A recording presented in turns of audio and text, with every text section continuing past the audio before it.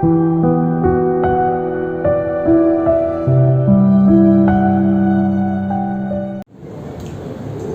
friends, very good morning once again. Chemistry chapter number 3 એટલે કે electrochemistry. ગઈકાલે આપણે ભણ્યા હતા એમાં આપણે કોષ પોટેન્શિયલ છે એમની મદદથી સંતુલન અચળાંક ગણતા શીખ્યા, એમના દાખલાઓની પણ ગણતરી કરી.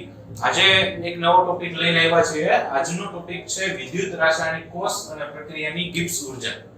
વિદ્યુત રાસાયણિક કોષ અને પ્રક્રિયાની ગિબ્સ ઉર્જા એટલે કે electrochemical cell and Gibbs energy of the reaction. Right? સૌથી પહેલું તો આમાં આપણે એક કાર્યની વ્યાખ્યા આપે. કાર્ય કેટલું હોય તો કે એના માટે આપણે એક આખું લખ્યું છે કે 1 સેકન્ડમાં થયેલ વિદ્યુતીય કાર્ય. વિદ્યુતીય કાર્ય એ શબ્દ વાપર્યો છે કાર્યમાં, એટલે W ઇલેક્ટ્રિકલ કહેવાય. રાઈટ? તો 1 સેકન્ડમાં થયેલ વિદ્યુતીય કાર્ય કેટલું હોય તો કે વિદ્યુતીય પોટેન્શિયલ અને પસાર થયેલ કુલ વિદ્યુત ભારના ગુણાકાર બરાબર છે. એટલે કે કાર્ય કેટલું હોય છે, W ઇલેક્ટ્રિકલ કેટલું હોય, W ઇલેક્ટ્રિકલ એટલે વિદ્યુતીય કાર્ય કહેવાય. રાઈટ? કેટલું હોય તો કે વિદ્યુતીય પોટેન્શિયલ એટલે E સેલ, વિદ્યુતીય પોટેન્શિયલ એટલે E સેલ અને પસાર થયેલ કુલ વિદ્યુત ભાર એટલે F એટલે ફેરાડે 96500 કુલમ અને એક્ઝેક્ટ વેલ્યુ લેવું હોય તો 96487 કુલમ કુલ વિદ્યુત ભાર કીધો છે. એટલે એમાં તમારે n પણ ગણવો પડશે કે કેટલા ઇલેક્ટ્રોનની ટ્રાન્સફર થાય છે, કેટલા મોલ ઇલેક્ટ્રોન છે અથવા તો કેટલા ફેરાડે છે. 1 મોલ ઇલેક્ટ્રોન એટલે 1 ફેરાડે. રાઈટ? તો અહીંયા આગળ કાર્ય થાય છે તો એમાં તમારે n એટલે કે મોલની સંખ્યાને પણ ગણતરીમાં લેવી પડશે. તો 1 સેકન્ડમાં જે વિદ્યુતીય કાર્ય એટલે W ઇલેક્ટ્રિકલ કેટલું હોય તો કે NFE સેલ જેટલું હોય. એટલે કે વિદ્યુતીય પોટેન્શિયલ અને પસાર થયેલ કુલ વિદ્યુત ભારના ગુણાકાર બરાબર હોય છે. એટલે કે W ઇલેક્ટ્રિકલ NFE સેલ. આટલું મળ્યું એના ઉપરથી. હવે બીજી એક વાત છે કે ગેલ્વેનિક કોષ દ્વારા થયેલું કાર્ય કેટલું હોય તો કે કીધું તો ખરા એમ નહીં, બીજી રીતે કે આ કાર્ય કેટલું હોય તો કે ગિબ્સ ઉર્જામાં થતા ઘટાડા જેટલું હોય. કાર્ય કેટલું હોય તો કે ગિબ્સ ઉર્જામાં થતા ઘટાડા જેટલું હોય. એટલે કે W ઇલેક્ટ્રિકલ કેટલું હોય તો કે W ઇલેક્ટ્રિકલ -delta G છે. થયેલું કાર્ય એટલે W અને ગિબ્સ ઉર્જામાં ઘટાડો એટલે delta G. Gibbs free energy આપણે ઓલરેડી ભણી ગયા છે થર્મોડાયનેમિક્સ ચેપ્ટરમાં અને સંતુલનમાં પણ કે ગિબ્સ મુક્ત ઉર્જાનો ફેરફાર એટલે ડેલ્ટા G. તો એનો ઘટાડો એટલે આપણે શું કર્યું અહીંયા માઈનસ મૂક્યો. ઓકે? તો કાર્ય કેટલું તો કે W -delta G. સપોઝ હું આને સમીકરણ નંબર 1 કહું અને આમને સમીકરણ નંબર 2 કહું તો સમીકરણ 1 અને 2 ઉપરથી તો કે સમીકરણમાં 1 માં W ઇલેક્ટ્રિકલ બરાબર સમથિંગ છે, સમીકરણ 2 માં પણ W ઇલેક્ટ્રિકલ બરાબર સમથિંગ છે. બંને W ઇલેક્ટ્રિકલ છે તો સામેવાળી બે વસ્તુને સરખાવી શકાય. એટલે કે -delta G -NFE સેલ એટલે કે delta G -NFE cell. delta G અહીંયા R કરેલો છે, R એટલે રિઝલ્ટન્ટ અથવા પરિણામી. ઓકે? તો પરિણામી મુક્ત ઉર્જાનો ફેરફાર એટલે એમના મહત્તમ કાર્ય જેટલું હોય એટલે કે -NFE સેલ જેટલું હોય. અહીંયા n નો મહત્વનો ફાળો છે. ઈ કેટલો ફાળો છે જોવા માટે તો લખીએ. સપોઝ આપણી પાસે આ સમીકરણ છે કે Zn + Cu2 gives Zn2 plus copper. તો n નો delta G માટેનું સૂત્ર શું બનશે તો કે n નો delta Gr = -n. n બરાબર શું મૂકવાનું તો કે 2 બીકોઝ અહીંયા 2 ઇલેક્ટ્રોનની ટ્રાન્સફર થઈ છે તો -2f E cell. Right? But જો આપણે અહીંયા આ ઇક્વેશન આખાને 2 થી મલ્ટીપ્લાય કરી દે, 2 વડે ગુણી નાખીએ તો 2Zn + 2Cu2 gives 2Zn2 2 copper. તો એના માટે શું થશે તો કે એના માટે ડેલ્ટા G રિઝલ્ટન્ટ એટલે કે મુક્ત ઉર્જાનો પરિણામી ફેરફાર = -4. માઇન્ડ વેલ અહીંયા આપણે -2 લખ્યું છે, અહીંયા -4 મૂકીએ. એવું કેમ કે ઝિંક ઉપર વાળું છે પણ અહીંયા આગળ ટોટલ 2 ઇલેક્ટ્રોનની ફેરફાર થઈ છે. અહીંયા 2 મોલ છે એટલે 2 * 4 ટોટલ 4 ઇલેક્ટ્રોનની ફેરફાર થઈ છે. તો અહીંયા આપણે કેટલા મૂક્યા તો કે 4 મૂક્યા. એનો મતલબ કે અહીંયા n નું મહત્વ ઘણું બધું છે. ફરી એકવાર કહું, વિદ્યુતીય કાર્ય કેટલું હોય તો કે NFE સેલ જેટલું હોય, વિદ્યુતીય કાર્ય કેટલું હોય તો કે મુક્ત ઉર્જાના ઘટાડા જેટલું હોય અને ઈ બે ઉપરથી આપણે મેળવ્યું ડેલ્ટા G -NFE સેલ. અને એમના બે ઉદાહરણ આપ્યા કે કઈ રીતે n ની વેલ્યુ લખી શકાય. રાઈટ? પણ જો બધી જ પ્રક્રિયા કરતી સ્પીસીઝની સાંદ્રતા 1 હોય, પ્રક્રિયામાં ભાગ જેટલી સ્પીસીઝ એટલે કણો, ઓકે, તો જેટલા કણ ભાગ લેતા હોય અથવા આયનો ભાગ લેતા હોય તો એમના જો સાંદ્રતા 1 હોય, એમની સાંદ્રતા 1 હોય તો E cell is equal to E0 cell થાય કે એવું કેમ થાય E cell is equal to E0 cell એટલે કે cos પોટેન્શિયલ છે પ્રમાણિત cos પોટેન્શિયલ જેટલું થાય કેમ થાય તો કે આપણે ગઈકાલે જે સૂત્ર તાર્યું નન સમીકરણ ઓકે એમને જોઈએ એટલે ખબર પડે શું હતું સૂત્ર તો કે E cell is equal to E0 cell minus 0.059 by n log something upon something નિપજની સાંદ્રતાના છેદમાં પ્રક્રિયકની સાંદ્રતા રાઈટ નન સમીકરણ લખ્યું છે કદાચ સ્પષ્ટ ન દેખાય તો તમે સમજી શકો હવે અહીંયા આપણે કીધું કે સ્પીસીસની સાંદ્રતા 1 હોય તો અહીંયા આ સાંદ્રતાઓ 1 થઈ જશે એટલી સાંદ્રતાઓ 1 થઈ જશે તો શું થશે log 1 ઓલવેઝ શું હોય તો કે 0 તો શું થઈ જશે log 1 એટલે કે 0 એટલે આટલું પદ છે 0 થઈ જશે એટલું પદ 0 થઈ જશે તો 0 into something 1 0 રાઈટ તો 0 into something એટલે 0 તો આખું 0 થઈ ગયું શું કીધું તો કે E cell is equal to E0 છે તો એ તો કીધું E cell is equal to E0 છે ક્લિયર છે જો પ્રક્રિયા કરતી બધી જ સ્પીસીસની સાંદ્રતા 1 હોય તો E cell is equal to શું થશે તો કે E0 cell રાઈટ તો ડેલ્ટા G0 અહીંયા આપણે શું મેળવ્યું છે તો કે ડેલ્ટા G ની ઇક્વેશન મેળવી છે પ્રમાણિત પરિસ્થિતિ માટે નથી મેળવ્યું પણ જો પ્રમાણિત માટે લઉં તો ડેલ્ટા G ને શું કહેવાય તો કે delta G0 is equal to minus nf E0 છે શું ફેરફાર કરવામાં તો કે કાઈ ફેરફાર નથી કર્યો એક અહીંયા પ્રમાણિતની નિશાની મૂકી એક અહીંયા મૂકી જો પ્રમાણિત મુક્ત ઊર્જાનો ફેરફાર હોય તો પ્રમાણિત કોષ પોટેન્શિયલ ગણવામાં આવે છે right so delta G is equal to nf minus nf is cell and if we are taking a standard condition then there will be delta G0 is equal to minus nf E0 cell clear છે અને delta G ઉપરથી સંતુલન અચળાંક ગણવો હોય ગઈકાલે આપણે મેળવ્યું હતી કોષ પોટેન્શિયલ ઉપરથી સંતુલન અચળાંક મેળવ્યો તો જો ડેલ્ટા G ઉપરથી સંતુલન અચળાંક મેળવવો હોય તો એના માટેનું એક સૂત્ર છે delta G0 is equal to minus RT ln K delta G0 is equal to minus RT ln K એટલે કે આ ગિબ્સ મુક્ત ઊર્જા ફેરફાર થઈ ગયો અને સંતુલન અચળાંક થઈ ગયું સંતુલન અચળાંક મેળવવું હોય ગિબ્સ મુક્ત ઊર્જાનું મૂલ્ય ખબર હોય તો આપણે શોધી શકીએ છીએ રાઈટ સો આ ફોર્મ્યુલાસ જે છે આ જે સંબંધ મળ્યો છે એ ખાસ યાદ રાખવાનું છે દાખલાઓ ગણવા માટે ઉપયોગી થાય કઈ વેલ્યુ આપી છે અને સામે કઈ વેલ્યુ ફાઇન્ડ કરવાની છે એના ઉપરથી આપણને ખબર પડે રાઈટ હવે એને રિલેટેડ આપણે પાસે કોયડો ત્રીજો છે એટલે કે ઉદાહરણ 3.3 શું કીધું છે તો કે ડેનિયલ કોષ માટે E0 સેલ 1.1 વોલ્ટ આપી દીધા છે ડેનિયલ કોષ માટે પ્રમાણિત કોષ પોટેન્શિયલનું મૂલ્ય 1.1 વોલ્ટ છે એવું કીધું છે કદાચ નો કીધું હોત તોય આપણને ખબર હોય કારણ કે આપણે ઓલરેડી ગણી ગયા છે અને ત્યારે મેં કીધું હતું કે અમુક જગ્યાએ કદાચ ગણવું પડે પણ ડેનિયલ કોષ આવું ઝીંક કોપર વાળો કીધો હોય તો પછી એનો પોટેન્શિયલ આપણે ઓલરેડી એકવાર ગણી ગયા છે એટલે જો આપેલું છે તો ફાઇન નથી આપેલું તો પણ આપણે ગણી શકીએ પ્રક્રિયા આપી છે ઝીંક solid Cu2 gives Zn2 copper એના માટે ડેલ્ટા G0 ફાઇન્ડ કરવાનો છે પ્રમાણિત મુક્ત ઊર્જાનો ફેરફાર ગણવાનો છે અને પ્રમાણિત મુક્ત ઊર્જાનો ફેરફાર ગણવાનો હોય તો શું આપ્યું છે તો કે E0 સેલ આપ્યું છે ડેલ્ટા G0 ગોતવાનું છે તો E0 સેલ અને ડેલ્ટા G0 વચ્ચેનો સંબંધ હોય એવું સમીકરણ મૂકવું પડે એટલે કે અવળું આ સમીકરણ delta G0 nf E0 cell મૂકી દીધું આપણે delta G0 nf E0 cell સૂત્ર મૂક્યું સૂત્ર મૂકીને કિંમત મૂકવાની જવાબ આવે સિમ્પલ મૂકીએ n બરાબર શું આવશે તો કે n એટલે કેટલા ઇલેક્ટ્રોન ટ્રાન્સફર થઈ છે તો કે 2 તો n બરાબર કેટલા મૂક્યા આપણે 2 F એટલે ફેરાડે અચળાંકની કિંમત કેટલી તો કે 96487 કુલમ પહેલાના સમયમાં 96500 લેતા એપ્રોક્સ ગણતરીની સરળતા માટે પણ હવે એક્ઝેક્ટ વેલ્યુ લે છે તો લઈ લેવાની 96487 અને E0 સેલ કેટલો તો કે 1.1 વોલ્ટ ફાઇન તો આ બધાનો ગુણાકાર કરી તો કેટલું આવ્યું તો કે 21227 21227 coulomb into volt or mol coulomb into volt ઈ કે થયું તો કે 96487 કુલમ પ્રતિ મોલ હોય ને 1 મોલની કિંમત એટલી હોય એટલે કુલમ હોય અને 1.1 શું છે તો કે વોલ્ટ અને આ કુલમ into વોલ્ટ એટલે શું થાય તો કે જૂલ કુલમ into વોલ્ટ એટલે થશે જૂલ પ્રતિ મોલ તો રહેશે તો -21 જૂલ પ્રતિ મોલ કિલો જૂલમાં ફેરવવું હોય તો ડિવાઇડ બાય 1000 એટલે કે 1 2 3 ભાગ્યા 1000 કરી નાખો એટલે -21.227 કિલો જૂલ પ્રતિ મોલ મળે છે અહીંયા જૂલમાં રાખો તો ચાલે ન ચાલે તો કાઈ ન કીધું તો કિલો જૂલમાં ગણી નાખવાનું એવું કીધું હોય કેટલા જૂલ મળે કેટલા કિલો જૂલ તો પછી પર્ટિક્યુલર આપણે ગોતવું પડે ન આપ્યું હોય તો કિલો જૂલમાં ફેરવી નાખો ક્લિયર ફરી એકવાર n એટલે 2 ક્યાંથી ખબર પડી તો કે 2 ઇલેક્ટ્રોન ટ્રાન્સફર થાય છે ઓકે f ની કિંમત કેટલી તો કે 96487 અને E0 સેલ કેટલું તો 1.8 રાઈટ આમનો ત્રણેયનો ગુણાકાર કરશો એટલે આવશે -21/27 કુલમ ઇન્ટુ વોલ્ટ પ્રતિ મોલ અને કુલમ ઇન્ટુ વોલ્ટ એટલે આવશે જૂલ ભાગ્યા 1000 કરશો એટલે આવશે કિલો જૂલ પ્રતિ મોલ ક્લિયર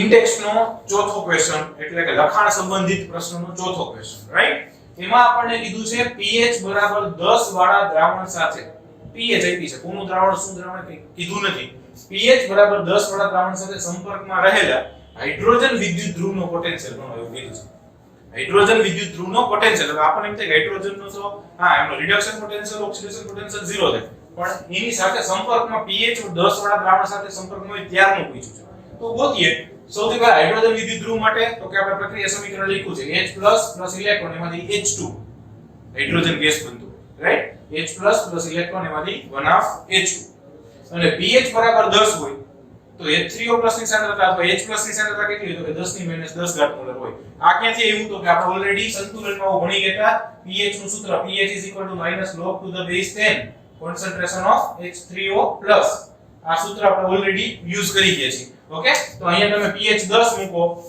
અને log છે એન્ટી log માં લઈ જાઓ એટલે ઘાતમાં જતું રહેશે એટલે જો pH 10 હોય તો H+ ની સાંદ્રતા 10 ની -10 ઘાત મોલર થાય આ બહુ સિમ્પલી તમે લખી શકો ફાઇન અને આ મેળવવું હોય તો તમે આ સૂત્ર ઉપરથી મેળવી શકશો ઓકે હવે આપણે નન્સ્ટ ઇક્વેશન જે જોઈએ છે એ હાઇડ્રોજન માટે લખીએ નન્સ્ટ સમીકરણ સાદું શું હતું તો કે E cell E0 cell -0.059/n log નિપજની સાંદ્રતાના છેદમાં પ્રક્રિયકની સાંદ્રતા રિપીટ નન્સ્ટ સમીકરણ શું પહેલા લખી લો common E cell E0 cell -0.059/n log something upon something નિપજના છેદમાં પ્રક્રિયક રાઈટ સો E cell ની બદલે મેં શું લખ્યું હતું કે E of H+ oblique 1/2 H2 એ શું લખ્યું તો કે આપણે હાઇડ્રોજન નો પૂછ્યો છે ને તો હાઇડ્રોજન નો સેલ પોટેન્શિયલ લખ્યો છે રિડક્શન પોટેન્શિયલ H+ માંથી H2 બને તો +1 માંથી 0 ઘાત ઓક્સિડેશન આયન +1 માંથી 0 થાય મતલબ રિડક્શન પોટેન્શિયલ હાઇડ્રોજન નો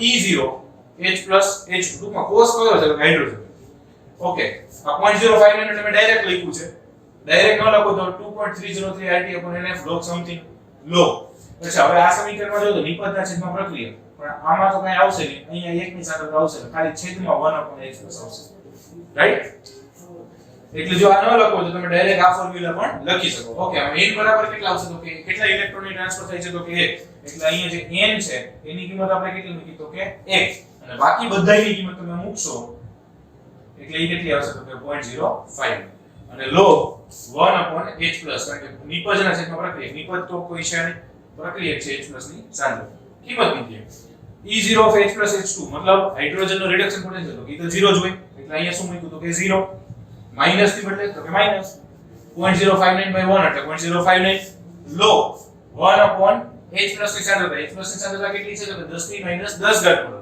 તો અહીંયા મૂકું 10 ની -10 ઘાત રાઈટ હવે 0 તો નીકળી ગયું એટલે -0.059 આ કેટલું છે તો કે log 10 ની 10 ઘાત તો કે 10 ની -10 ઘાત છે સર સાચી વાત છે પણ ઈ છેદમાં છે અંશમાં લેવા તો 10 ની +10 ઘાત થઈ રાઈટ અને આમનો હવે log જોવો હોય તો કે આમનો log જોવો હોય તો થાય 10 log 10 શું થશે તે ઘાત હોય ક્યાં આવી જાય આગળ એટલે 10 log 10 એટલે 1 અને 10 વધે એટલે આને ગુણ્યા 10 આને ગુણ્યા 10 કરો એટલે -0.059 * 10 એટલે -0.59 અથવા 591 વોલ્ટેજ રાઈટ સમજાય છે અહીંયા આ log 10 ઈ કેટલું થશે તો કે ઈ થશે 10 log 10 ઘાત છે ક્યાં આવી જાય આગળ ગુણાકારમાં આવી જાય 10 ઇઝ ઇટ ઇઝ રહેશે log 10 થઈ જાય તો કે 1 એટલે આખું કેટલું થયું તો કે 10 હવે આમને 10 વડે ગુણી નાખો એટલે કેટલું થઈ જાય તો કે 0.591 ક્લિયર છે તો આ થઈ ગયો આપણો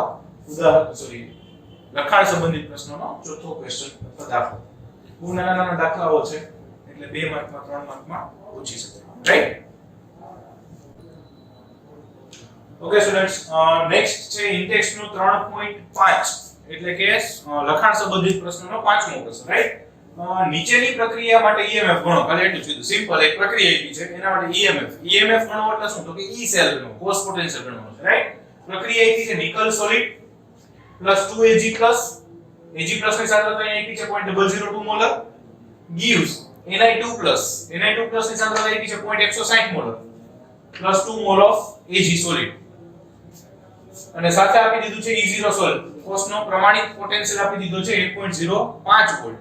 અચ્છા તો શું કરવાનું છે E સેલ ગણવા માટે સાંદ્રતાઓ છે બેયની તો સિમ્પલ નન સમીકરણ મૂકવાનું છે. આના માટે નન સમીકરણ બનાવવું હોય તો કે E cell E0 cell -0.059 upon n. અહીંયા n કેટલા આવશે તો કે કેટલા ઇલેક્ટ્રોનની ટ્રાન્સફર થાય છે તો કે 2 ઇલેક્ટ્રોનની. મતલબ n બરાબર કેટલા મૂક્યા તો કે 2.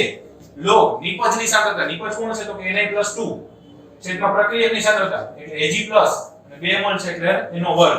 ફરી એકવાર નિપજ એટલે Na+2 ની સાંદ્રતા છેદમાં Ag+ ની સાંદ્રતાનો સ્ક્વેર. રાઈટ?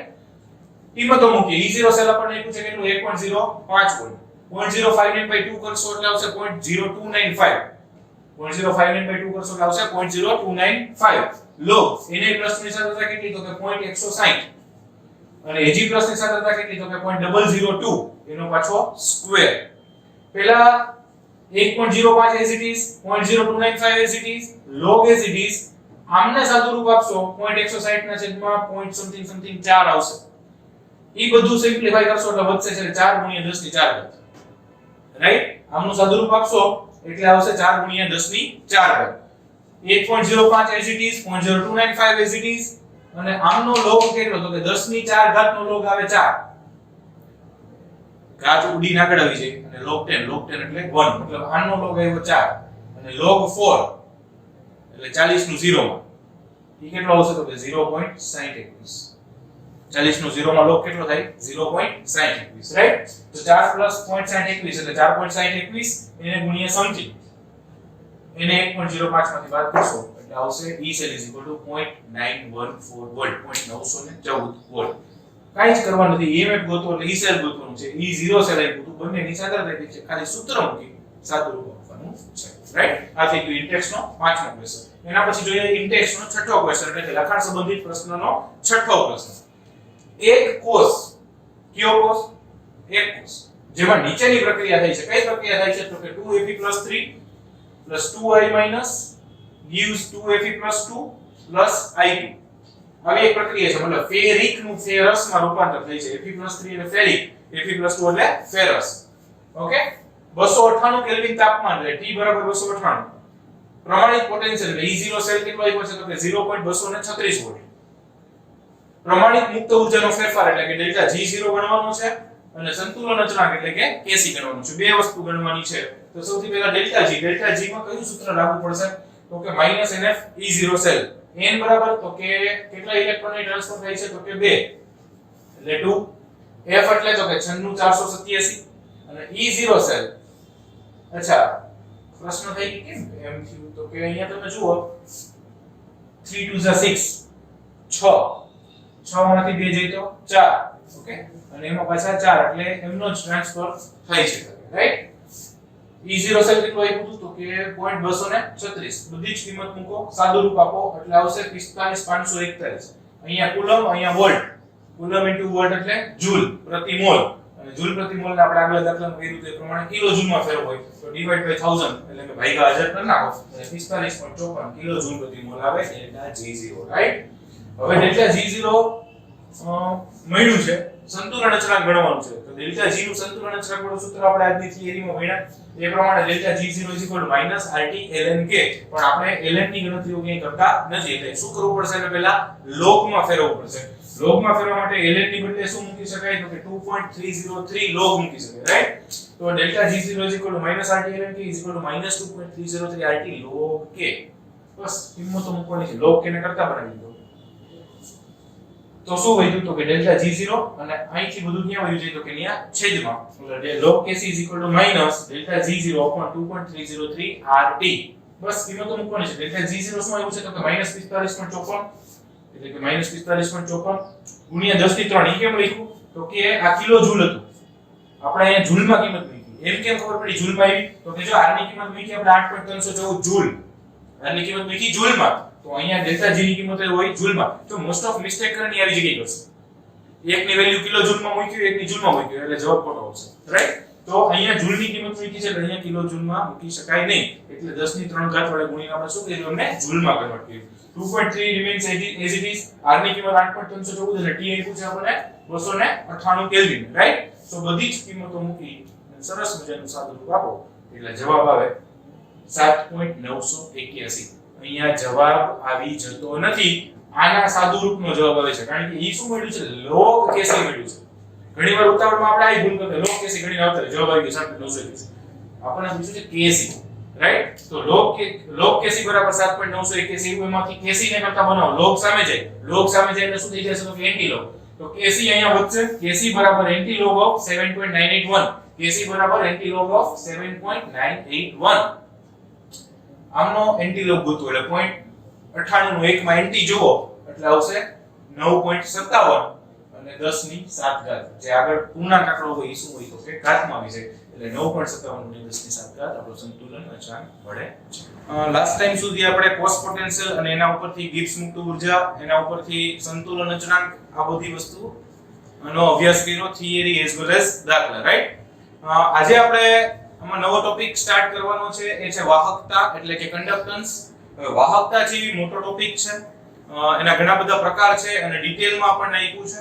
પણ અહીંયા વાહકતા કરવા માટે ખાસ આપણે જે કરીએ એ સિક્વન્સમાં રેડી કરજો.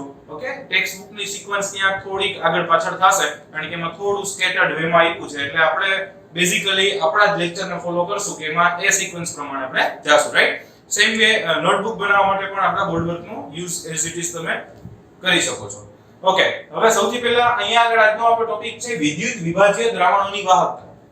વિદ્યુત વિભાજ્ય દ્રાવણોની વાહકતા એટલે સૌથી પહેલો ક્વેશ્ચન કે વિદ્યુત વિભાજ્ય પદાર્થ એટલે શું? વિદ્યુત વિભાજ્ય પદાર્થ એટલે એને ઇંગ્લિશમાં કહેવાય ઇલેક્ટ્રોલાઇટ્સ. તો ઇલેક્ટ્રોલાઇટ્સ એટલે શું? વિદ્યુત વિભાજ્ય પદાર્થ એટલે શું? તો કે એના માટે એવું કહી શકાય કે જે પદાર્થને પાણીમાં ઓગાળતા આયનો ઉત્પન્ન કરે અથવા મુક્ત કરે તો એને વિદ્યુત વિભાજ્ય પદાર્થ કહેવાય. જે પદાર્થને પાણીમાં ઓગાળતા આયનો મુક્ત કરે અથવા આયનો ઉત્પન્ન કરે તો એને વિદ્યુત વિભાજ્ય પદાર્થ કહેવાય. અને એ આયનો મુક્ત થયેલું જે દ્રાવણ બને એને વિદ્યુત વિભાજ્ય દ્રાવણ કહેવાય. એને ઇંગ્લિશમાં કહેવાય ઇલેક્ટ્રોલાઇટિક સોલ્યુશન્સ અથવા તો ઇલેક્ટ્રોલિટિક સોલ્યુશન. મતલબ વિદ્યુત વિભાજ્ય માટે ઇલેક્ટ્રોલાઇટિક અથવા ઇલેક્ટ્રોલિટિક બંને પ્રોનાન્સિએશન કરતા હોય છે લોકો. તો દાખલા તરીકે એમાં ઉદાહરણ આપીએ ને તો એક બીકર, એમાં પાણીમાં તમે NaCl નાખો એટલે NaCl નાખશો એટલે Na+ ને Cl- આયનો મુક્ત થશે જ. ઈ આયનો મુક્ત થાય એટલે ઈ જે દ્રાવણ બન્યું ને એને વિદ્યુત વિભાજ્યનું દ્રાવણ કહેવાય. NaCl ને વિદ્યુત વિભાજ્ય પદાર્થ કહેવાય, રાઈટ? તો વિદ્યુત વિભાજ્ય દ્રાવણ છે એની વાહકતાની આપણે આજે ચર્ચા કરવાની છે, કન્ડક્ટન્સ ઓફ ઇલેક્ટ્રોલાઇટિક સોલ્યુશન્સ. પણ વાહકતાની ચર્ચા કરવી છે તો એના માટે પહેલા આપણે અવરોધને સમજવો પડે. રેઝિસ્ટન્સ, અવરોધ એટલે R વડે દર્શાવીએ છીએ. તો કે ભાઈ વાહકતા ભણવી હતી તો અવરોધ આમ તો તમે ઓલરેડી ફિઝિક્સમાં ડિટેલમાં કરી ગયા છો, પણ છતાંય વાહકતા અને અવરોધ એકબીજા સાથે કનેક્ટેડ છે કારણ કે અવરોધ જેમ વધુ હશે એમ વાહકતા ઓછી હશે, અવરોધ જેમ ઓછો હશે એમ વાહકતા વધુ હશે. એટલે બે એકબીજા ઉપર કનેક્ટેડ છે. એટલે પહેલા અવરોધ ભણીએ પછી એના ઉપરથી વાહકતા કરશું, રાઈટ? તો અવરોધની ડેફિનેશન શું આપી છે તો કે કોઈ પણ પદાર્થનો વિદ્યુતીય અવરોધ R, કોઈ પણ પદાર્થનો અવરોધ કેટલો હોય તો કે તેની લંબાઈ L ના સમપ્રમાણમાં હોય અને તેના આડછેદ A ના વ્યસ્ત પ્રમાણમાં હોય. કોઈ પણ અવરોધની લંબાઈ L ના સમપ્રમાણમાં અને આડછેદ A ના વ્યસ્ત પ્રમાણમાં હોય. આ જ વ્યાખ્યાને સાંકેતિક રીતે લખવાની ટ્રાય કરીએ તો અવરોધ R કેટલો હોય તો કે R કેટલો હોય તો કે લંબાઈ L ના સમપ્રમાણમાં એટલે કે L ના સમપ્રમાણમાં છે અને આડછેદ A ના વ્યસ્ત પ્રમાણમાં હોય એટલે કે આડછેદ A ના વ્યસ્ત પ્રમાણમાં એટલે 1/A. એટલે આપણને મળ્યું R ચલે છે L/A. R એટલે અવરોધ, L એટલે લંબાઈ, A એટલે આડછેદ. સમચલનની નિશાની દૂર કરવી હોય તો કે ત્યાં સપ્રમાણતા અચળાંક મૂકવો પડે. તો R સપ્રમાણતા અચળાંક શું મૂક્યો તો કે ρ અને RHO ρ વડે બોલવામાં આવે છે. ઓકે, ρ. તો R ρ/L/A. તો ρ શું થયું તો કે ρ થયું સપ્રમાણતા અચળાંક અથવા એને જ આપણે અવરોધકતા તરીકે પણ ઓળખીએ છીએ, એને જ આપણે પ્રતિરોધકતા તરીકે પણ ઓળખીએ છીએ અને એને જ આપણે વિશિષ્ટ અવરોધ તરીકે પણ ઓળખીએ છીએ. સ્પેસિફિક રેઝિસ્ટન્સ કહીએ, રેઝિસ્ટિવિટી કહીએ અથવા તો ઇક્વિલિબ્રિયમ મતલબ સપ્રમાણતા અચળાંક કહીએ, કંઈ પણ કહીએ તો ઈ બધાને ρ વડે, ટૂંકમાં એક જ ρ ની ઘણી બધી ટર્મ્સ છે કે જેના વડે એને ઓળખવામાં આવે છે. અને આ જે ρ છે જે સપ્રમાણતા અચળાંક છે અથવા અવરોધકતા છે અથવા વિશિષ્ટ અવરોધ છે એનો SI એકમ શું છે તો કે ઓહમ * મીટર. અને શું ઊંચાશે ઓહમ, ઓહમ * મીટર.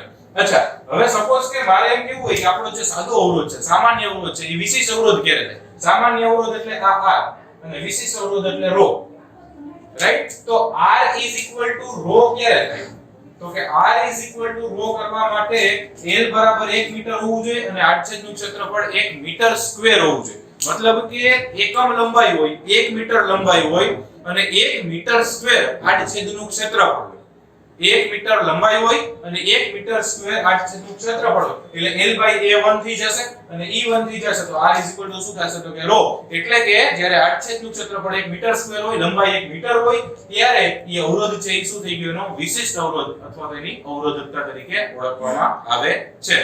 એકમ શું છે? તો કે ઓહમ * મીટર. તો આ છે આપણો અવરોધ અને વિશિષ્ટ અવરોધ, બે વસ્તુ સમજાવવા. ઓકે, અવરોધ એટલે r ρ l/a અને જ્યારે એકમ લંબાઈ હોય, એકમ આડછેદનું ક્ષેત્રફળ હોય, ત્યારે એનો અવરોધ છે એને શું કહેવાય? આપણે વિશિષ્ટ અવરોધ અથવા અવરોધકતા તરીકે ઓળખીએ છીએ, રાઈટ? સેકન્ડ છે વાહકતા.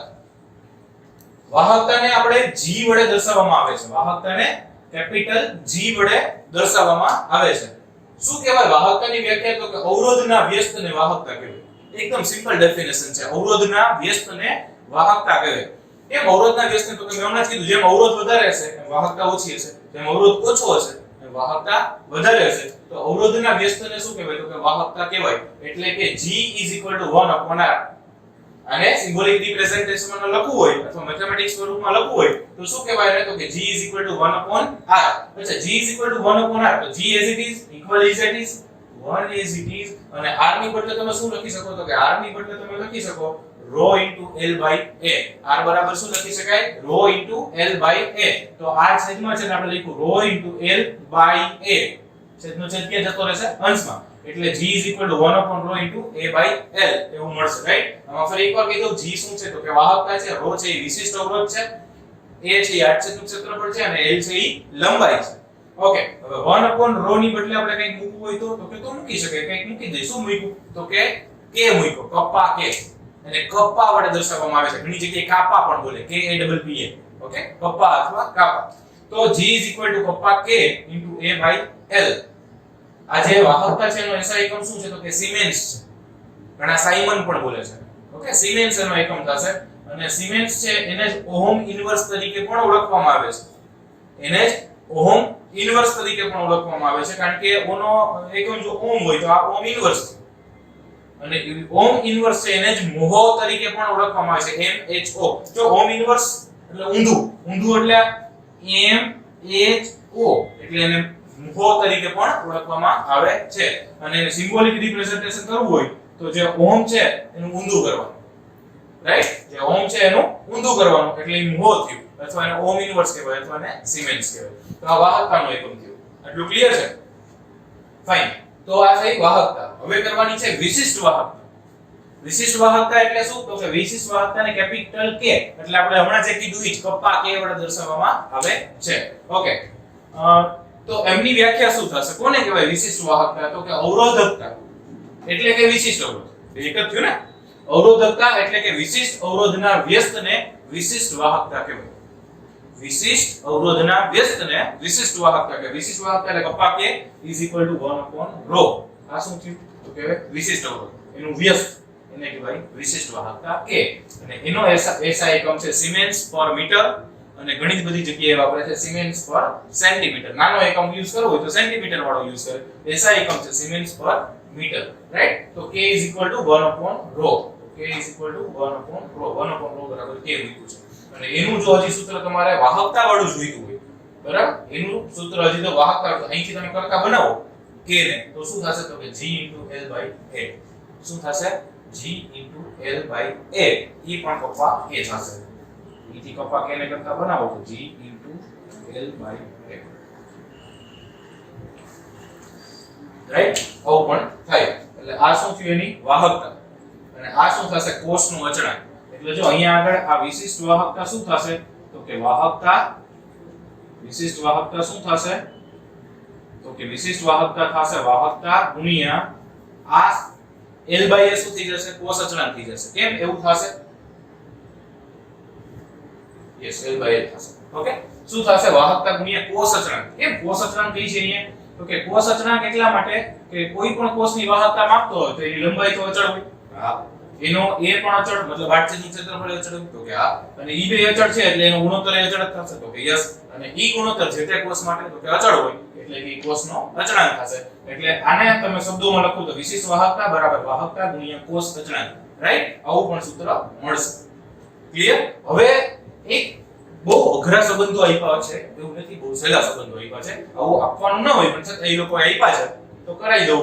બરાબર? 1 ohm into metre 1 ohm into meter is equal to ખાલી જગ્યા ohm into centimeter. 1 ohm into meter is equal to ખાલી જગ્યા ohm into centimeter. હવે ભાઈ તો ખબર હતી ને કે 1 મીટર બરાબર તો કે 100 સેન્ટીમીટર. મૂકી દેશો, પૂરું થઈ ગયું. 1 મીટર બરાબર 100 સેન્ટીમીટર. બીજું એક આપ્યું છે 1 ohm centimetre is equal to ખાલી જગ્યા metre. 1 ohm centimetre is equal to ખાલી જગ્યા મીટર. સેન્ટીમીટર ને મીટરમાં ફેરવો તો કેટલું થશે તો કે 1/100 એટલે 0.01 1/100 એટલે 0.01. એટલે આ તો ખાલી રિલેશન્સ આપ્યા છે મીટરમાંથી સેન્ટીમીટરમાં ફેરવવાના. ઓકે, બાકી એમાં કઈ બહુ મોટી વાત નથી. રાઈટ? હવે આ જે છે ઈ વાત થઈ છે ની તો કે આપણે ટોટલ 4 શબ્દો ભણ્યા. અવરોધ, વિશિષ્ટ અવરોધ, વિશિષ્ટ અવરોધનું બીજું નામ છે અવરોધકતા. અવરોધ ભણ્યા, વિશિષ્ટ અવરોધ ભણ્યા, વાહકતા ભણ્યા અને વિશિષ્ટ વાહકતા ભણ્યા. ચારે ચારના સિમ્બોલ એકવાર રિપીટ કરી જાય. અવરોધ એટલે R, વિશિષ્ટ અવરોધ એટલે ρ, વાહકતા એટલે G અને વિશિષ્ટ વાહકતા એટલે કપ્પા K. રાઈટ? આ ટોટલ 4 ટર્મ્સ નો અભ્યાસ કર્યો. હવે વાહકતાની દ્રષ્ટિએ પદાર્થના પ્રકારો આપણે જોવાના છે. આપણે વાહકતાની ચર્ચા કરવાની હતી. વાહકતા માટે બેઝિકલી 3 પ્રકાર પડે છે: વાહકો, અવાહકો, અર્ધવાહકો. મુખ્ય 3 પ્રકાર પડે: વાહક, અવાહક, અર્ધવાહક. અને ચોથો પ્રકાર પાડી શકાય અતિ સુવાહક. ઓકે, અહીંયા વાહક એટલે સુવાહકો ઈ જ વાહકો છે. રાઈટ? અને ઇંગ્લિશમાં કહેવાય કંડક્ટન્સ, કંડક્ટર. આને કહેવાય નોન કંડક્ટર અથવા ઇન્સ્યુલેટર. અવાહક એટલે નોન કંડક્ટર અથવા ઇન્સ્યુલેટર. અર્ધવાહકો એટલે સેમી કંડક્ટર્સ. અને અતિ સુવાહકો એટલે એને કહેવાય super conductors. Conductors, non conductors અથવા ઇન્સ્યુલેટર્સ, સેમી કંડક્ટર્સ અને સુપર કંડક્ટર્સ. રાઈટ? આવા 4 પ્રકાર પાડવાના છે. વાહકો કોને કહેવાય તો કે જેની વાહકતાનું મૂલ્ય ખૂબ ઊંચું હોય અથવા જે પદાર્થો વિદ્યુતનું ખૂબ વધારે વહન કરી શકતા હોય, તેની વાહકતાનું મૂલ્ય ઊંચું છે, એવા પદાર્થોને વાહકો અથવા સુવાહકો કહેવાય. સામાન્ય રીતે કોણ વાહક તરીકે હોઈ શકે તો કે ધાતુઓ છે, એમાંથી બનતી મિશ્ર ધાતુઓ છે અને અમુક અધાતુઓ જેવી કે કાર્બન બ્લેક છે, ગ્રેફાઇટ છે અને કાર્બનિક પોલિમર. આ બધા જ સુવાહક તરીકે કામ કરતા હોય છે. ધાતુઓ, મિશ્ર ધાતુઓ, કાર્બન બ્લેક, ગ્રેફાઇટ અને કાર્બનિક પોલિમર જેવી અધાતુઓ, આ બધા જ સુવાહક અથવા વાહક તરીકે કામ કરતા હોય છે.